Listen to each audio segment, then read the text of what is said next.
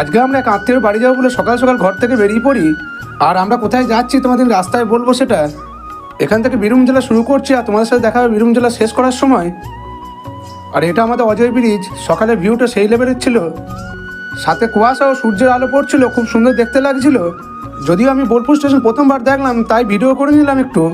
Bolpur station পার করার পর আমরা ইলামবাজার জঙ্গল ধরি। রাস্তা পুরো ফাঁকা আর খুব সুন্দর লাগছিল এই জঙ্গলটি।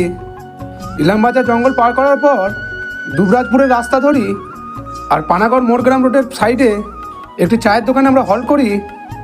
আর এই দিদিটি খুব ব্যবহার ভালো। দিদি আমাদের নিয়ে জিজ্ঞেস করছিল কোথায় যাবে এবং কোথা থেকে এসছো। এখান থেকে চা খেয়ে আমরা আবার বেরিয়ে পড়ি। ফাইনালি আমরা হজরতপুর পৌঁছে যাই। আর সেই দিন ষষ্ঠীর দিন থাকার জন্য আমাদের ষষ্ঠীর টিকা দিচ্ছিল।